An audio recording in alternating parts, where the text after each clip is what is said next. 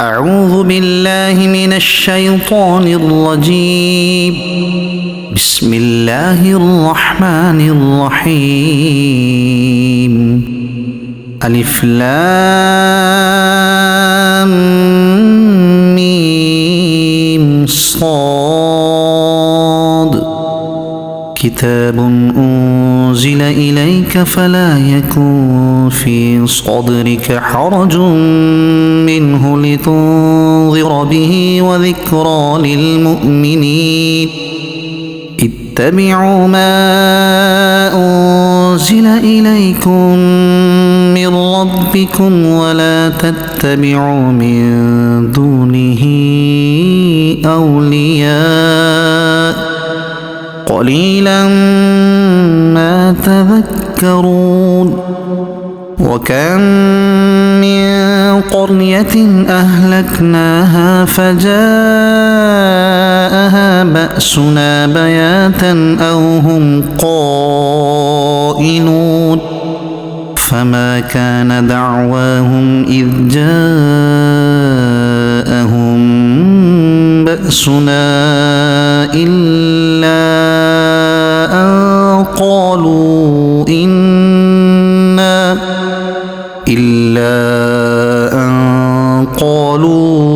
إنا كنا ظالمين. فلنسألن الذين أرسل إليهم ولنسألن المرسلين. فلنقصن عليهم بعلم وما كنا غائبين. والوزن يومئذ الحق. فمن ثقلت موازينه فأولئك هم المفلحون. ومن خفت موازينه فأولئك الذين خسروا أنفسهم بما كانوا بآياتنا يظلمون. ولقد مكناكم في الأرض وجعلنا لكم فيها معايش قليلا ما تشكرون. ولقد خلقناكم ثم صورناكم ثم قلنا للملائكة اسجدوا لآدم فسجدوا إلا إبليس لم يكن من الساجدين. قال ما منعك ألا تسجد إذ أمرتك؟ قال أنا خير منه خلقتني من نار وخلقته من طين.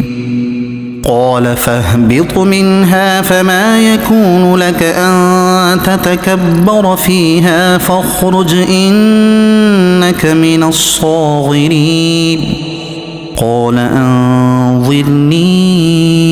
إلى يوم يبعثون. قال إنك من المنظرين. قال فبما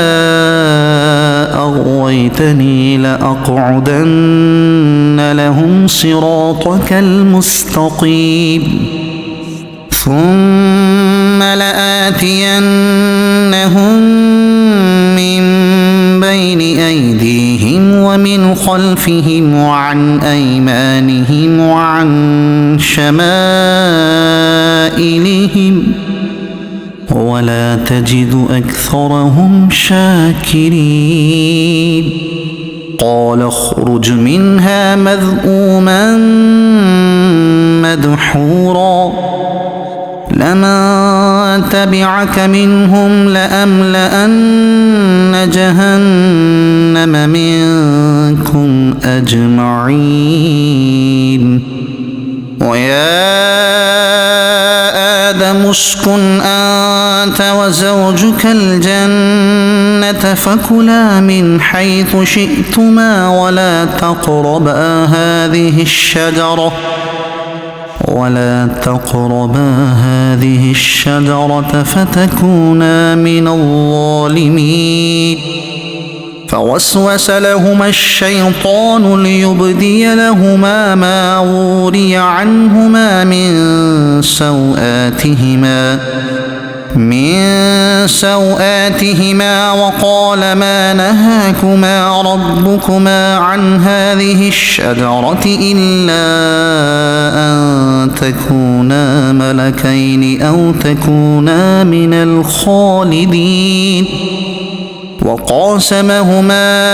إني لكما لمن الناصحين. فدلاهما بغرور فلما ذاقا الشجرة بدت لهما سوآتهما وطفقا يخصفان عليهما من ورق الجنة وناداهما ربهما ألم أنهكما عن تلكما الشجرة وأقل لكما إن الشيطان لكما عدو مبين. قالا ربنا ظلمنا أنفسنا وإن لم تغفر لنا وترحمنا لنكونن من الخاسرين. قال اهبطوا بعضكم لبعض عدو ولكم في الأرض مستقر ومتاع إلى حين. قال فيها تحيون وفيها تموتون ومنها تخرجون. يا بني آدم قد أنزلنا عليكم لباسا يواري سوآتكم وريشا ولباس التقوى ذلك خير. ذلك من آيات الله لعلهم يذكرون. يا بني آدم لا يفتننكم الشيطان كما أخرج أبويكم من الجنة ينزع عنهما لباسهما ليريهما سوآتهما إنه يراكم هو وقبيله من حيث لا ترونهم إنا جعلنا الشياطين أولياء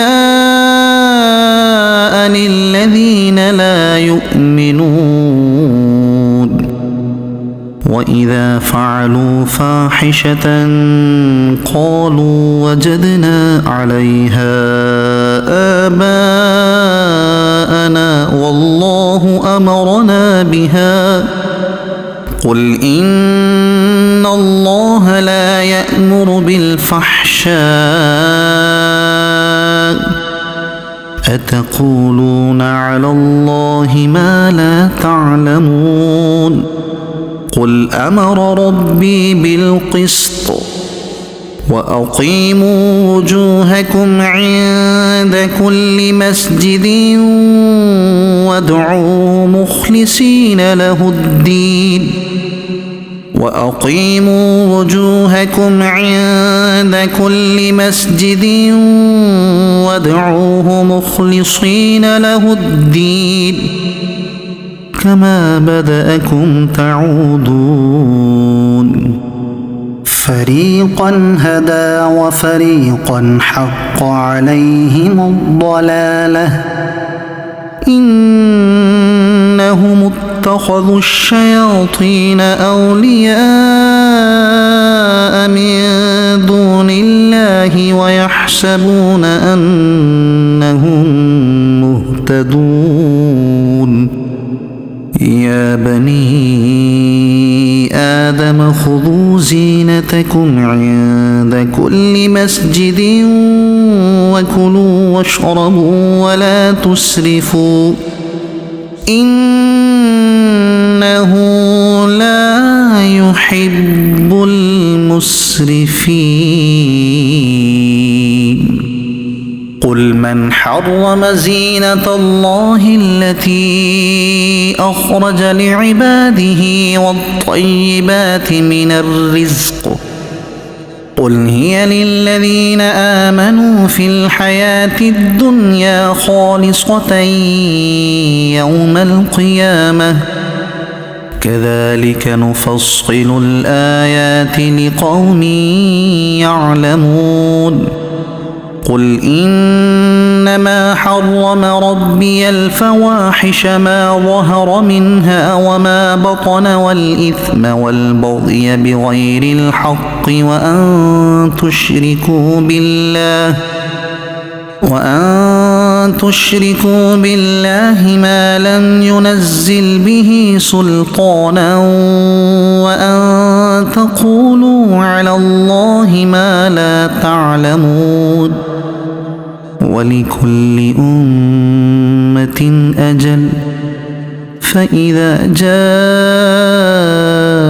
أجلهم لا يستأخرون ساعة ولا يستقدمون يا بني آدم إما يأتينكم رسل منكم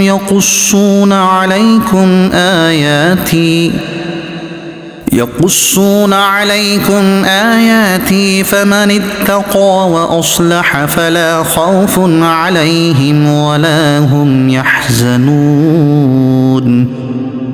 والذين كذبوا بآياتنا واستكبروا عنها أولئك أصحاب النار هم فيها خالدون فمن أظلم ممن افترى على الله كذبا أو كذب بآياته أولئك ينالهم نصيبهم من الكتاب حتى إذا جاءتهم رسلنا يتوفونهم قالوا أين ما كنتم تدعون من دون الله قالوا ضلوا عنا وشهدوا على أنفسهم أنهم كانوا كافرين قال ادخلوا في قد خلت من قبلكم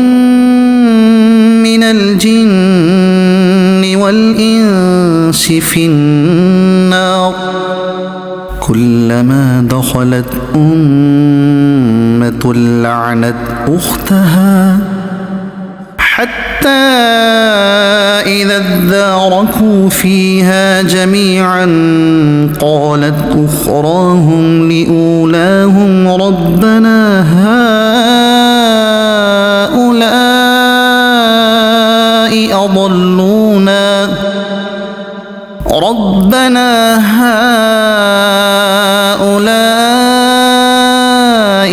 أضلونا فآتهم عذابا ضعفا من النار قال لكل ضعف ولكن لا تعلمون وقالت أولاهم لأخراهم فما كان لكم علينا من فضل فذوقوا العذاب بما كنتم تكسبون إن الذين كذبوا بآياتنا بآياتنا واستكبروا عنها لا تفتح لهم أبواب السماء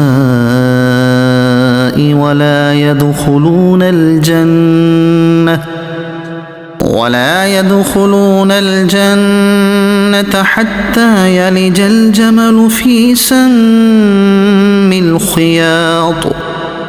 وكذلك نجزي المجرمين لهم من جهنم مهاد ومن فوقهم غواش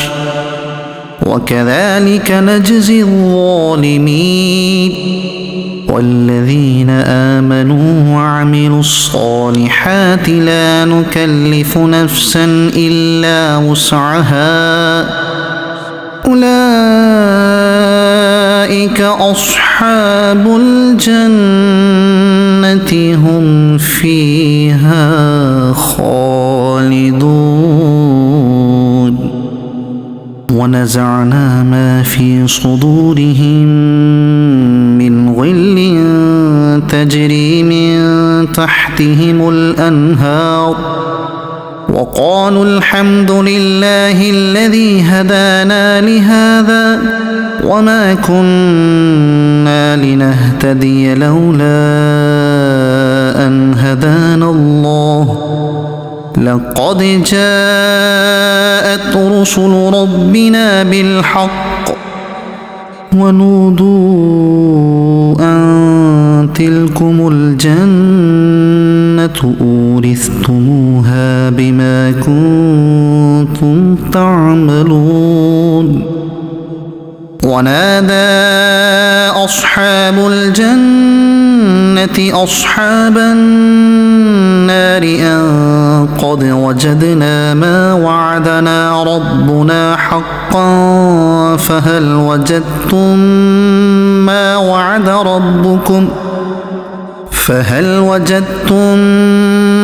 وعد ربكم حقا قالوا نعم فأذن مؤذن بينهم اللعنة الله على الظالمين الذين يصدون عن سبيل الله ويبغونها عوجا وهم بالآخرة كافرون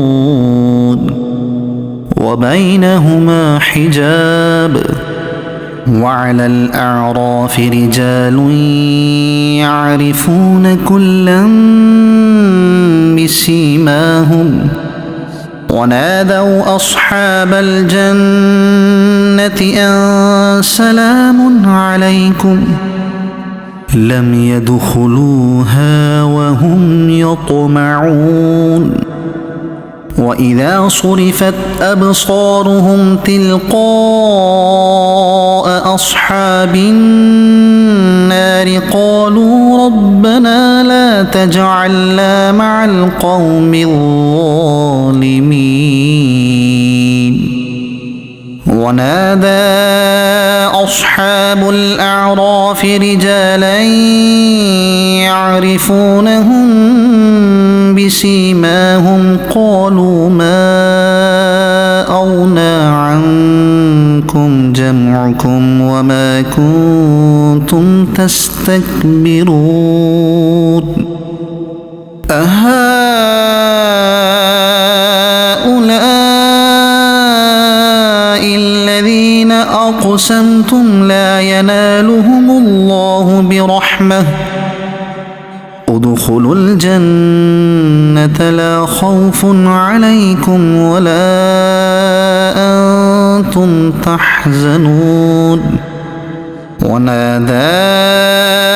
أصحاب النار أصحاب الجنة أن أفيضوا علينا من الماء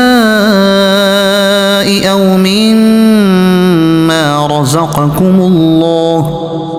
قالوا إن الله حرمهما على الكافرين الذين اتخذوا دينهم لهوا ولعبا وغرتهم الحياة الدنيا فاليوم ننساهم كما نسوا لقاء يومهم هذا وما كانوا بآياتنا يجحدون ولقد جئناهم بكتاب فصلناه على علم هدى ورحمة لقوم يؤمنون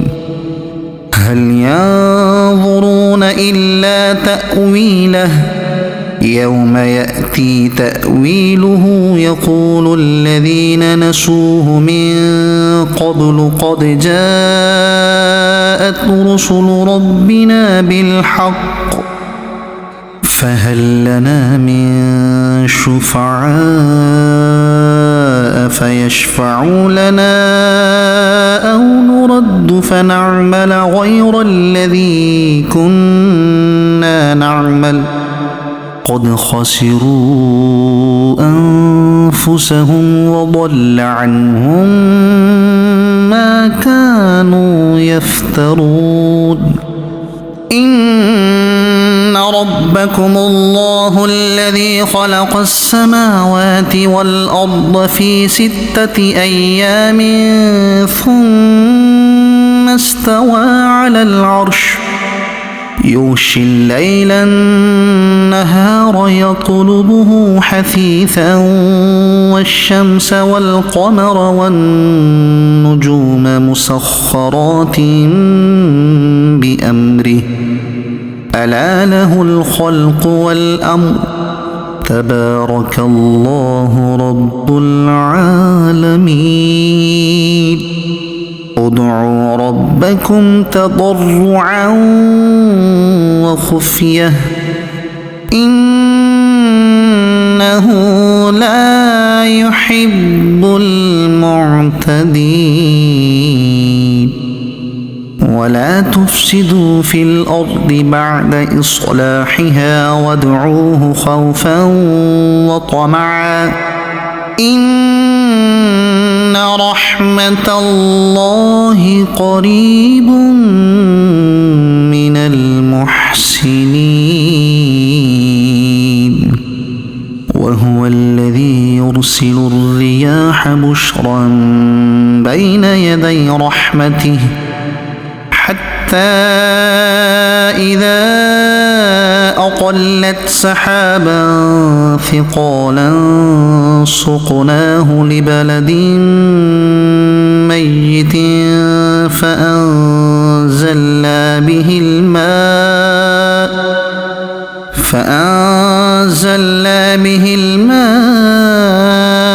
فأخرجنا به من كل الثمرات كذلك نخرج الموتى لعلكم تذكرون والبلد الطيب يخرج نباته بإذن ربه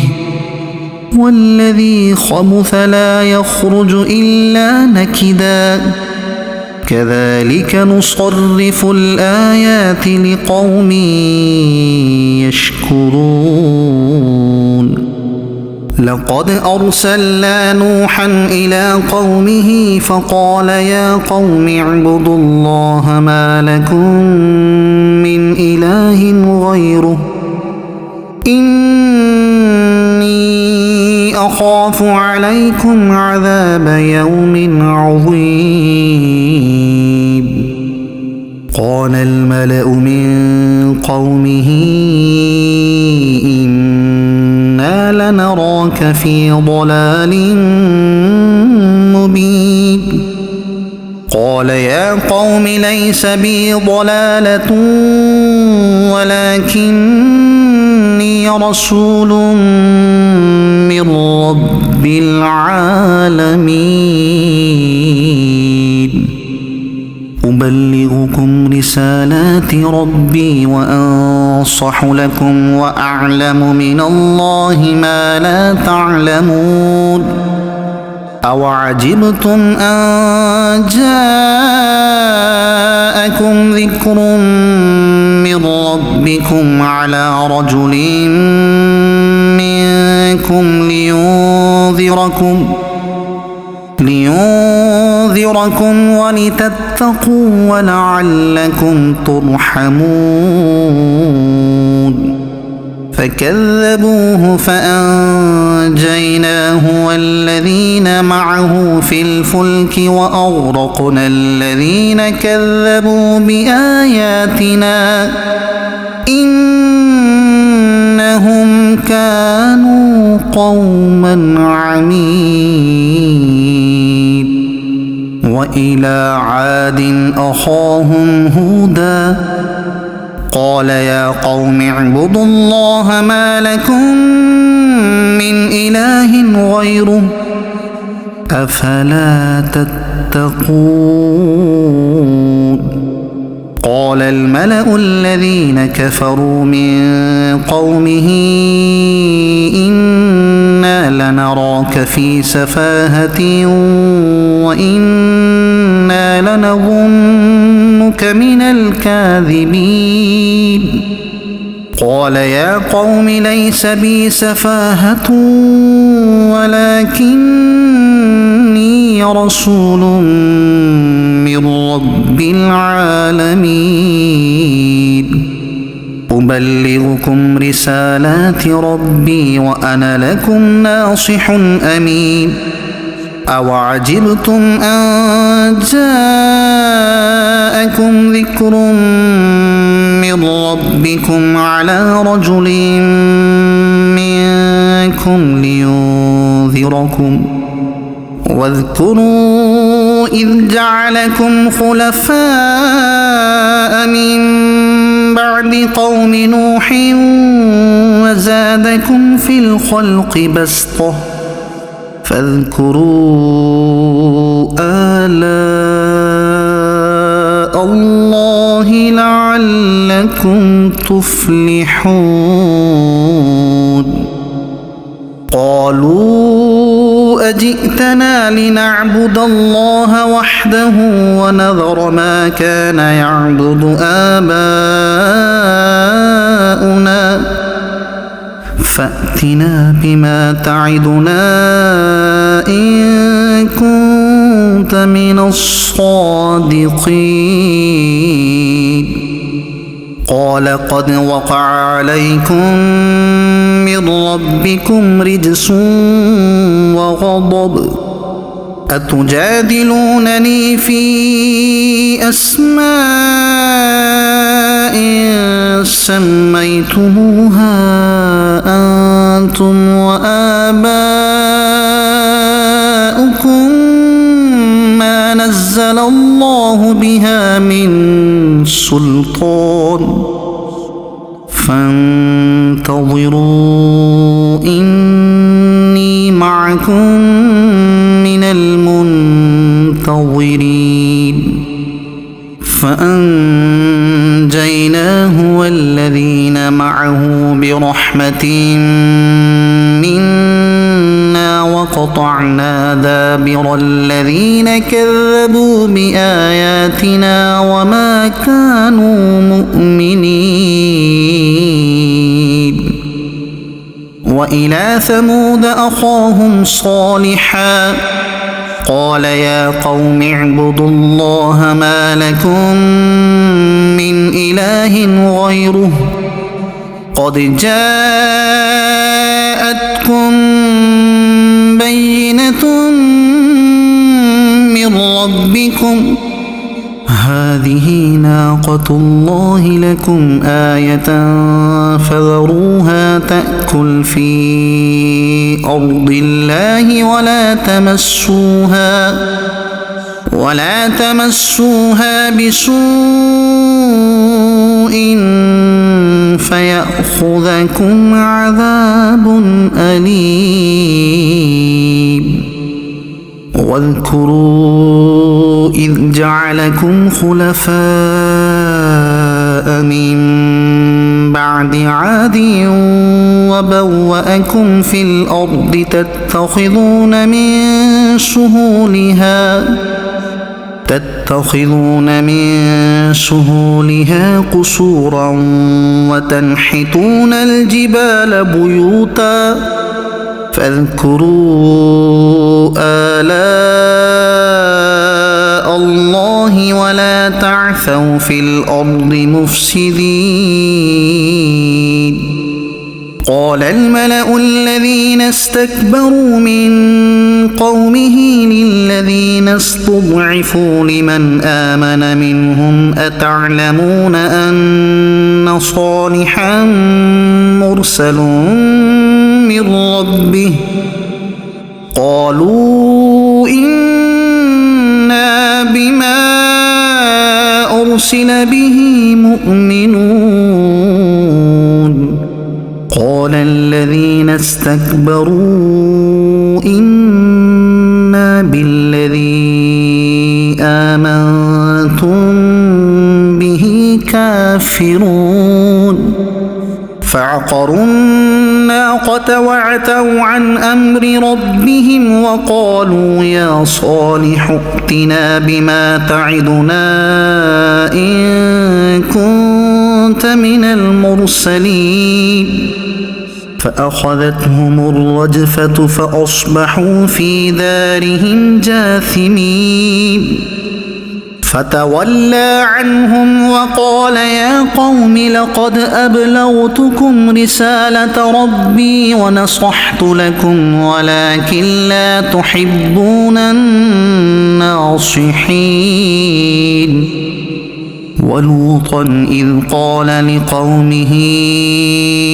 أتأتون الفاحشة ما سبقكم بها من أحد من العالمين. إنكم لتأتون الرجال شهوة من دون النساء بل أنتم قوم مسرفون. وما كان جواب قومه إلا أن قالوا أخرجوهم من قريتكم إنهم أناس يتطهرون. فأنجيناه وأهله إلا امرأته كانت من الغابرين. وأمطرنا عليهم مطرا فانظر كيف كان عاقبة المجرمين. وإلى مدين أخاهم شعيبا قال يا قوم اعبدوا الله ما لكم من إله غيره قد جاءتكم بينة من ربكم فأوفوا الكيل والميزان ولا تبخسوا الناس أشياءهم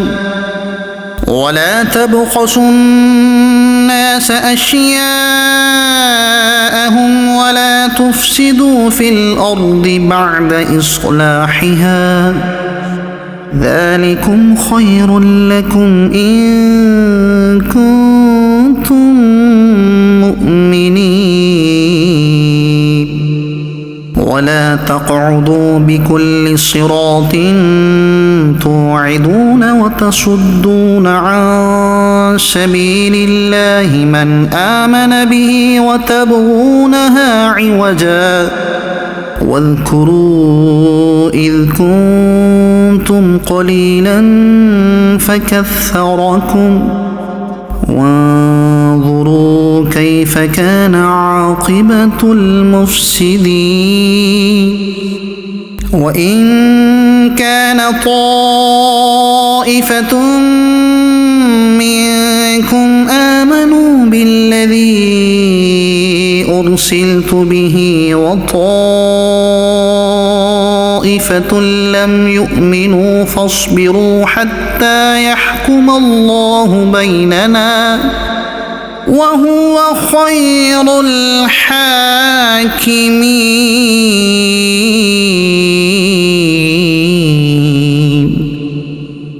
قال الملأ الذين استكبروا من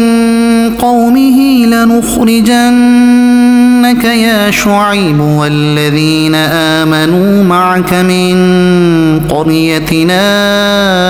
أو لتعودن في ملتنا قال أولو كنا كارهين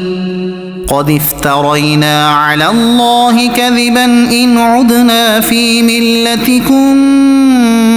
بعد إذ نجانا الله منها وما يكون لنا أن نعود فيها إلا أن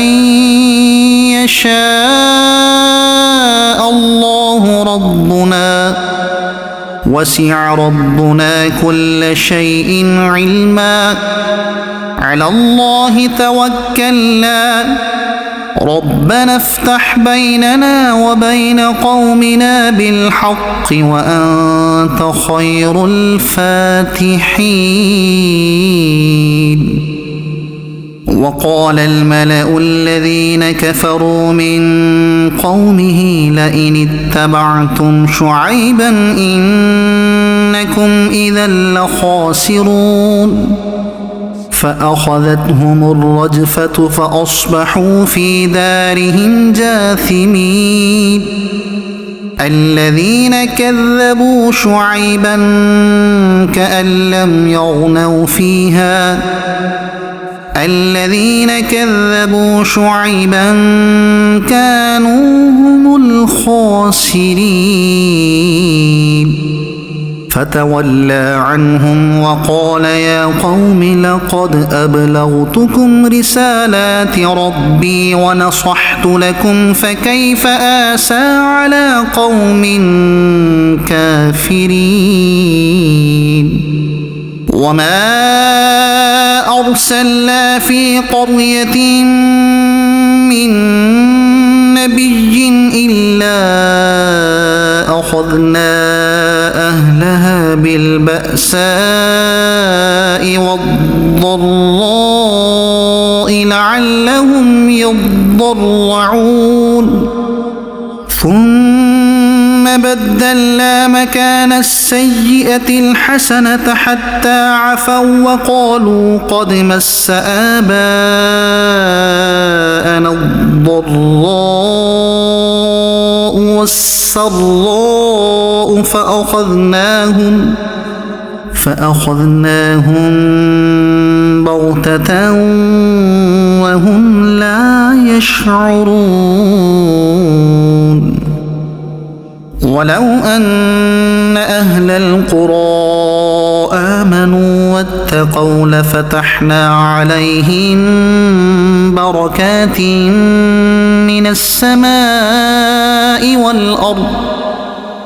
من السماء والأرض ولكن كذبوا فأخذناهم بما كانوا يكسبون. أفأمن أهل القرى أن يأتيهم بأسنا بياتا وهم نائمون أوأمن أهل القرى أن يأتيهم بأسنا ضحى وهم يلعبون أفأمنوا مكر الله فلا يأمن مكر الله إلا القوم الخاسرون. أولم يهد للذين يرثون الأرض من بعد أهلها أن لو نشاء أصبناهم بذنوبهم ونطبع على قلوبهم فهم لا يسمعون تلك القرى نقص عليك من أنبائها ولقد جاءتهم رسلهم بالبينات فما كانوا ليؤمنوا بما كذبوا من قبل كذلك يطبع الله على قلوب الكافرين وما وجدنا لأكثرهم من عهد وإن وجدنا أكثرهم لفاسقين ثم بعثنا من بعدهم موسى بآياتنا إلى فرعون وملئه فظلموا بها فانظر كيف كان عاقبة المفسدين وقال موسى يا فرعون إني رسول من رب العالمين حقيق على ألا أقول على الله إلا الحق قد جئتكم ببينة من ربكم فأرسل معي بني إسرائيل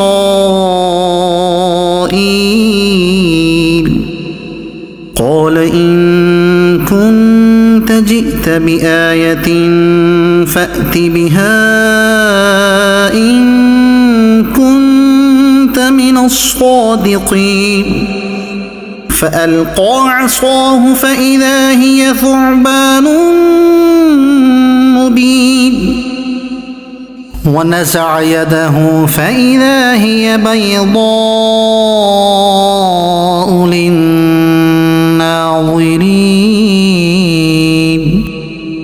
قال الملأ من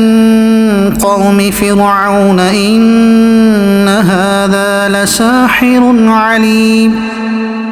يريد أن يخرجكم من أرضكم فماذا تأمرون قالوا أرجه وأخاه وأرسل في المدائن حاشرين يأتوك بكل ساحر عليم وجاء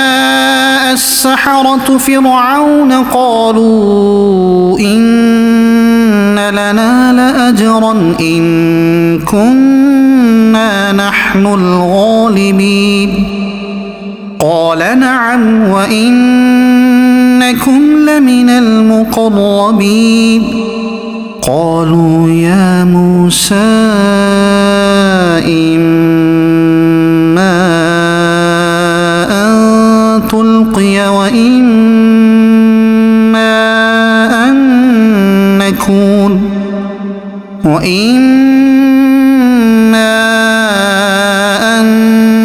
نكون نحن الملقين قال ألقوا فلما ألقوا سحروا أعين الناس واسترهبوهم وجاءوا بسحر عظيم وأوحينا إلى موسى أن ألق عصاك فإذا هي تلقف ما يأفكون فوقع الحق وبطل ما كانوا يعملون فغلبوا هنالك وانقلبوا صاغرين وألقي السحرة ساجدين قالوا آمنا برب العالمين رب موسى وهارون قال فرعون آمنتم به قبل أن آذن لكم إن هذا لمكر مكرتموه في المدينة لتخرجوا منها أهلها فسوف تعلمون لأقطعن أيديكم وأرجلكم من خلاف ثم لأصلبنكم أجمعين قالوا إنا إلى ربنا منقلبون وما تنقم منا إلا أن آمنا بآيات ربنا لما جاءتنا ربنا أفرغ علينا صبرا وتوفنا مسلمين وقال الملأ من قوم فرعون أتذر موسى وقومه ليفسدوا في الأرض ويذرك وآلهتك قال سنقتل أبناءهم ونستحيي نساءهم وإنا فوقهم قاهرون قال موسى لقومه استعينوا بالله واصبروا إن الأرض لله يورثها من يشاء من عباده والعاقبة للمتقين قالوا أوذينا من قبل أن تأتينا ومن بعد ما جئتنا قال عسى ربكم أن يهلك عدوكم ويستخلفكم في الأرض فينظر كيف تعملون ولقد أخذنا آل فرعون بالسنين ونقص من الثمرات لعلهم يذكرون فإذا جاءتهم الحسنة قالوا لنا هذه وإن تصبهم سيئة يطيروا بموسى ومن معه ألا إنما طائرهم عند الله ولكن أكثرهم لا يعلمون وقالوا مهما تأتنا به من آية لتسحرنا بها فما نحن لك بمؤمنين فأرسلنا عليهم الطوفان والجراد والقمل والضفادع والدم آيات مفصلات فاستكبروا وكانوا قوما مجرمين ولما وقع عليهم الرجز قالوا يا موسى ادع لنا ربك بما عهد عندك لئن كشفت عنا الرجز لنؤمنن لك ولنرسلن معك بني إسرائيل فلما كشفنا عنهم الرجز إلى أجل هم بالغوه إذا هم ينكثون فانتقمنا منهم فأغرقناهم في اليم بأنهم كذبوا بآياتنا وكانوا عنها غافلين وأورثنا القوم الذين كانوا يستضعفون مشارق الأرض ومغاربها التي باركنا فيها وتمت كلمة ربك الحسنى على بني إسرائيل بما صبروا ودمرنا ما كان يصنع فرعون وقومه وما كانوا يعرشون وجاوزنا ببني إسرائيل البحر فأتوا على قوم يعكفون على أصنام لهم قالوا يا موسى اجعل لنا إلها كما لهم آلهة قال إنكم قوم تجهلون إن هؤلاء متبر ما هم فيه وباطل ما كانوا يعملون قال أغير الله أبغيكم إلها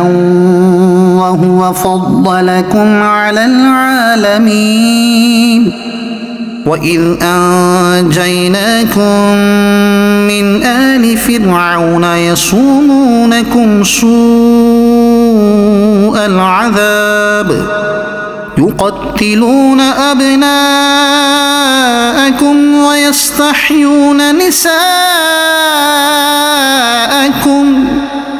وفي ذلكم بلاء من ربكم عظيم وواعدنا موسى 30 ليلة وأتممناها ب10 فتم ميقات ربه 40 ليلة وقال موسى لأخيه هارون اخلفني في قومي وأصلح ولا تتبع سبيل المفسدين ولما جاء موسى لميقاتنا وكلمه ربه قال رب أرني أنظر إليك قال لن تراني ولكن انظر إلى الجبل فإن استقر مكانه فسوف تراني فلما تجلى ربه للجبل جعله دكا وخر موسى صعقا فلما أفاق قال سبحانك تبت إليك وأنا أول المؤمنين قال يا موسى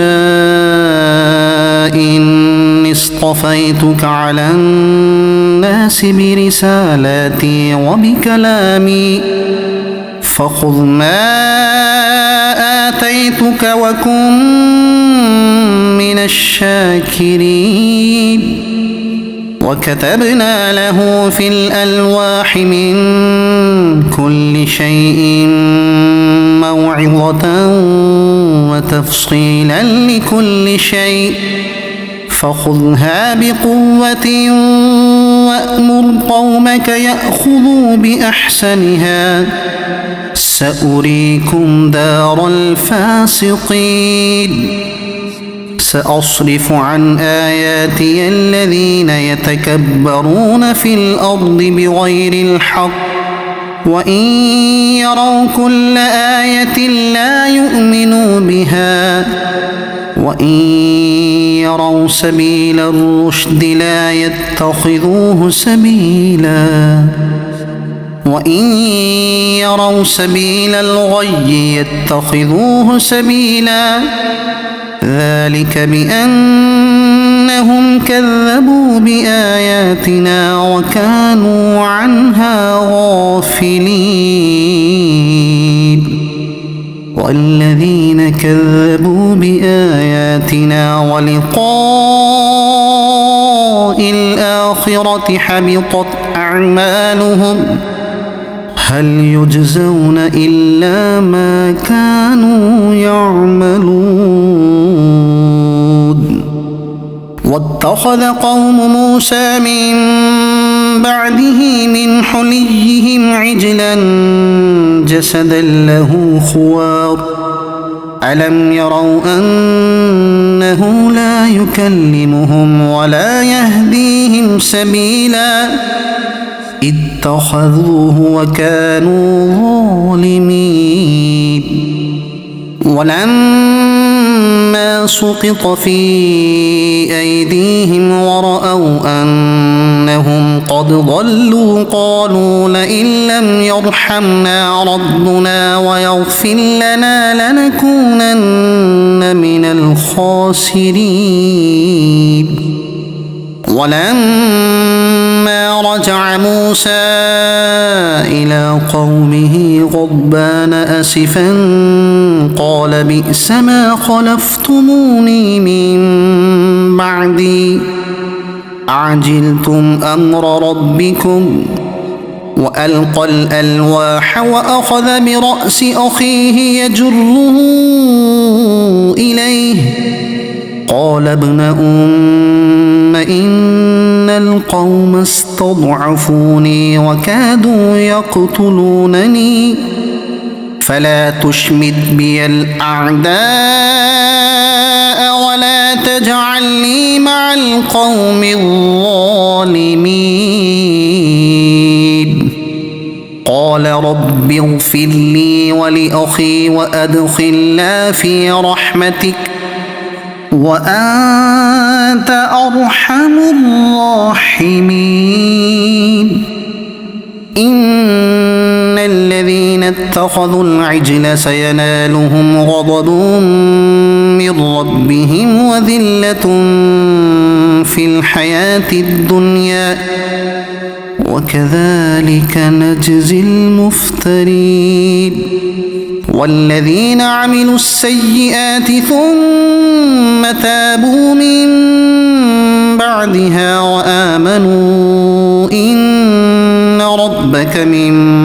بعدها لغفور رحيم ولما سكت عن موسى الغضب أخذ الألواح وفي نسختها هدى ورحمة للذين هم لربهم يرهبون واختار موسى قومه 70 رجلا لميقاتنا فلما أخذتهم الرجفة قال رب لو شئت أهلكتهم من قبل وإياي أتهلكنا بما فعل السفهاء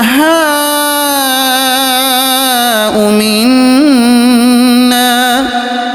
إن هي إلا فتنتك تضل بها من تشاء وتهدي من تشاء أنت ولينا فاغفر لنا وارحمنا وأنت خير الغافرين واكتب لنا في هذه الدنيا حسنة وفي الآخرة إنا هدنا إليك قال عذابي أصيب به من أشاء ورحمتي وسعت كل شيء فسأكتبها للذين يتقون ويؤتون الزكاة والذين هم بآياتنا يؤمنون الذين يتبعون الرسول النبي الأمي الذي يجدونه مكتوبا عندهم في التوراة والإنجيل يأمرهم بالمعروف وينهاهم عن المنكر ويحل لهم الطيبات ويحرم عليهم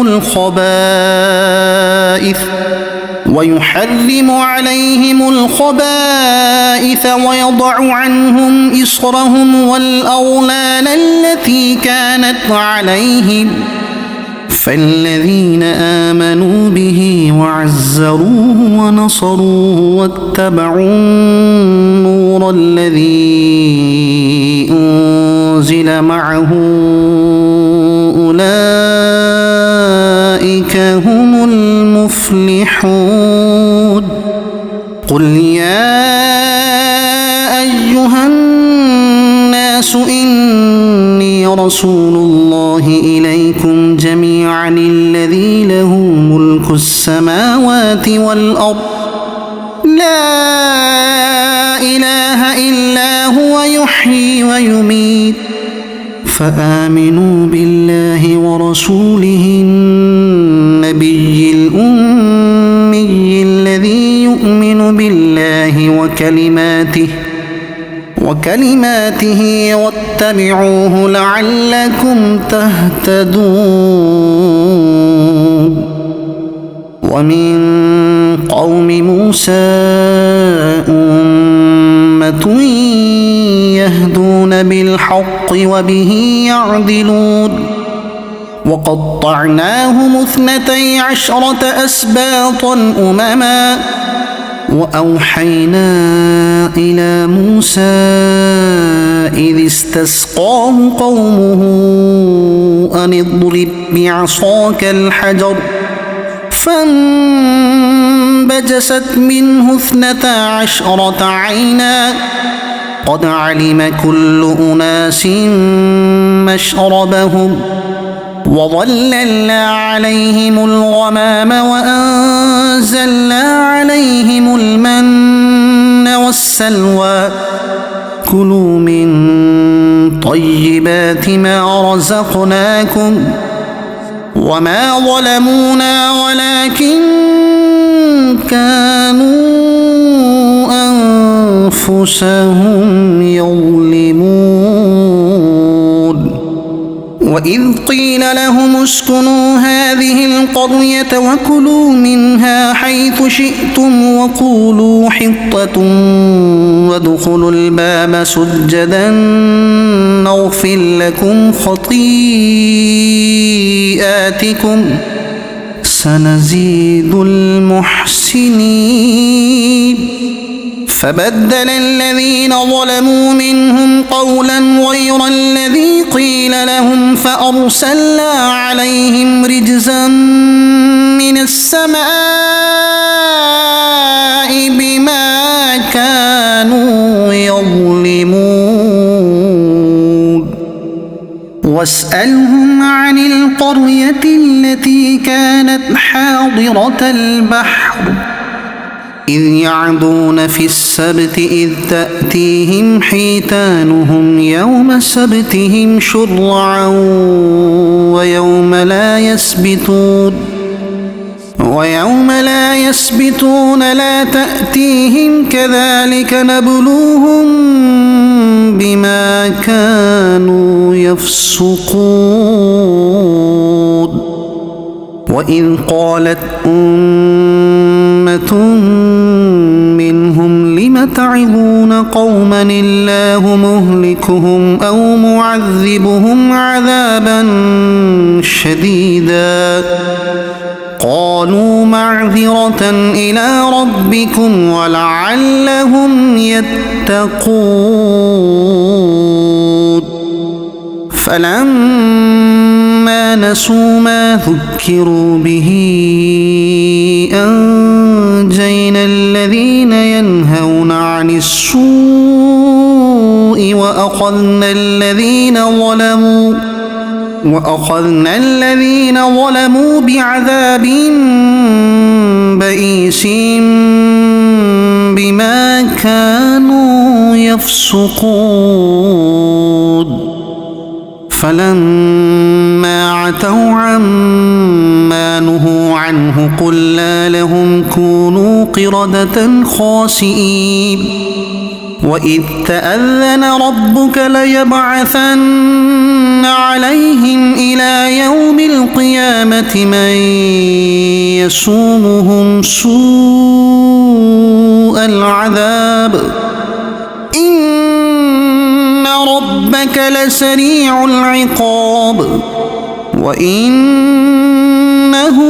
لغفور رحيم وقطعناهم في الأرض أمما منهم الصالحون ومنهم دون ذلك وبلوناهم بالحسنات والسيئات لعلهم يرجعون فخلف من بعدهم خلف ورثوا الكتاب يأخذون عرض هذا الأدنى ويقولون سيغفر لنا وإن يأتهم عرض مثله يأخذوه ألم يؤخذ عليهم ميثاق الكتاب ألا يقولوا على الله إلا الحق ودرسوا ما فيه والدار الآخرة خير للذين يتقون أفلا تعقلون والذين يمسكون بالكتاب وأقاموا الصلاة إنا لا نضيع أجر المصلحين وإذ نتقنا الجبل فوقهم كأنه ظلة وظنوا أنه واقع بهم خذوا ما آتيناكم بقوة واذكروا ما فيه لعلكم تتقون وإذ أخذ ربك من بني آدم من ظهورهم ذريتهم وأشهدهم على أنفسهم ألست بربكم قالوا بلى شهدنا أن تقولوا يوم القيامة إنا كنا عن هذا غافلين أو تقولوا إنما أشرك آباؤنا من قبل وكنا ذرية من بعدهم أفتهلكنا بما فعل المبطلون وكذلك نفصل الآيات ولعلهم يرجعون واتل عليهم نبأ الذي آتيناه آياتنا فانسلخ منها فأتبعه الشيطان فكان من الغاوين ولو شئنا لرفعناه بها ولكنه أخلد إلى الأرض واتبع هواه فمثله كمثل الكلب إن تحمل عليه يلهث أو تتركه يلهث ذلك مثل القوم الذين كذبوا بآياتنا فاقصص القصص لعلهم يتفكرون ساء حالًا القوم الذين كذبوا بآياتنا وأنفسهم كانوا يظلمون من يهد الله فهو المهتدي ومن يضلل فأولئك هم الخاسرون ولقد ذرأنا لجهنم كثيرا من الجن والإنس لهم قلوب لا يفقهون بها ولهم أعين لا يبصرون بها ولهم آذان لا يسمعون بها أولئك كالأنعام بل هم أضل أولئك هم الغافلون ولله الأسماء الحسنى فادعوه بها وذروا الذين يلحدون في أسمائه سيجزون ما كانوا يعملون وممن خلقنا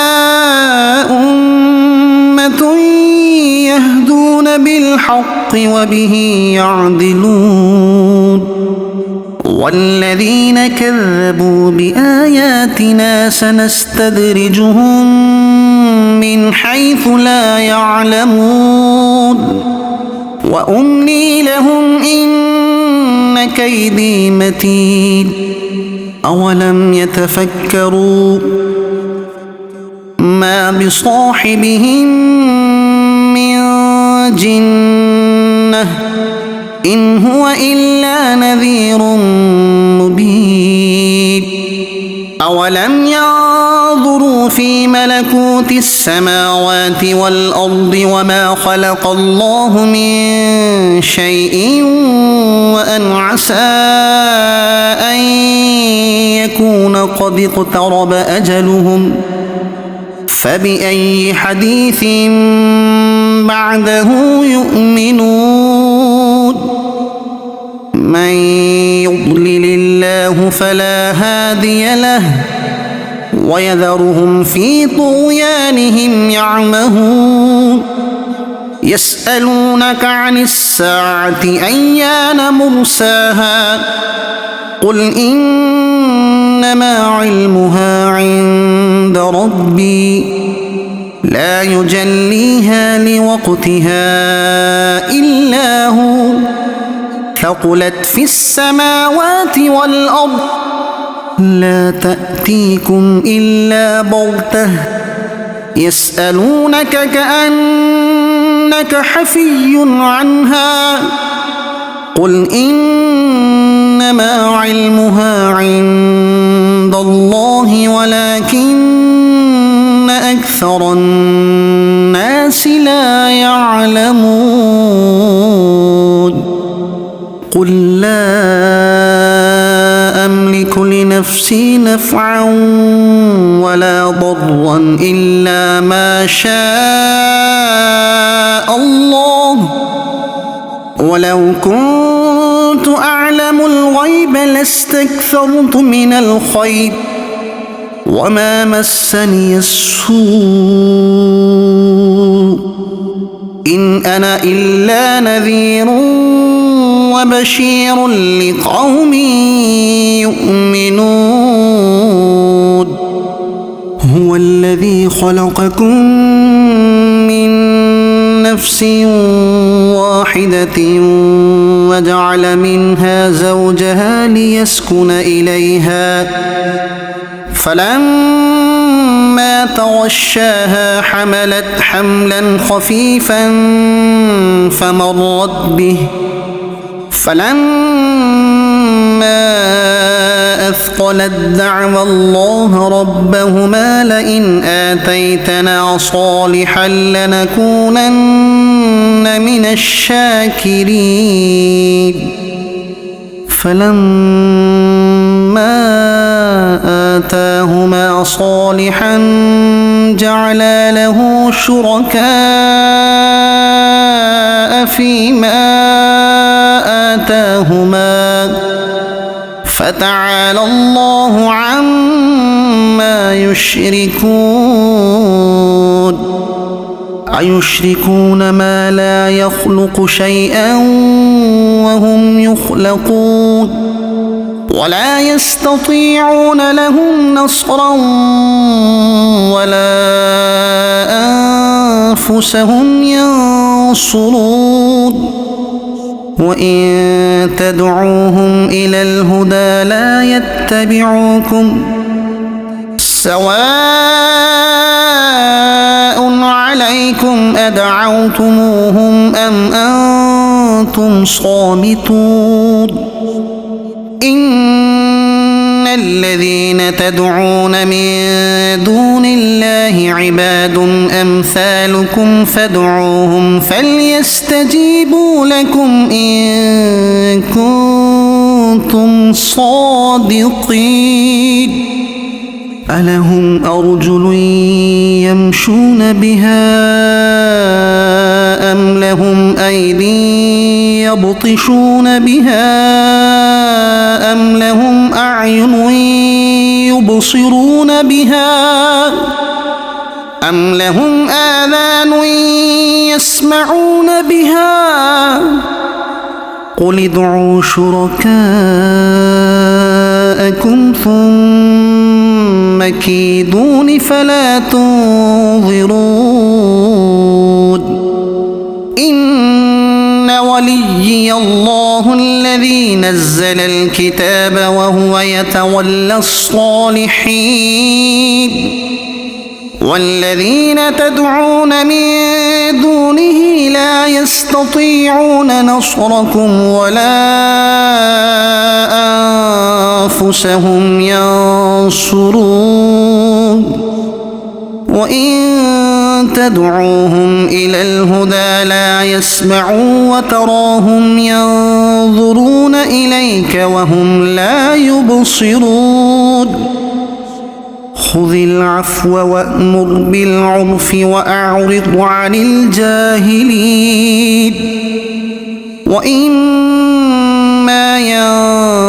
ينزغنك من الشيطان نزغ فاستعذ بالله إنه سميع عليم إن الذين اتقوا إذا مسهم طائف من الشيطان تذكروا فإذا هم مبصرون وإخوانهم يمدونهم في الغي ثم لا يقصرون وإذا لم تأتهم بآية قالوا لولا اجتبيتها قل إنما أتبع ما يوحى إلي من ربي هذا بصائر من ربكم وهدى ورحمة هذا بصائر من ربكم وهدى ورحمة لقوم يؤمنون وإذا قرئ القرآن فاستمعوا له وأنصتوا لعلكم ترحمون واذكر ربك في نفسك تضرعا وخيفة ودون الجهر من القول بالغدو والآصال ولا تكن من الغافلين إن الذين عند ربك لا يستكبرون عن عبادته ويسبحونه وله يسجدون صدق الله العظيم.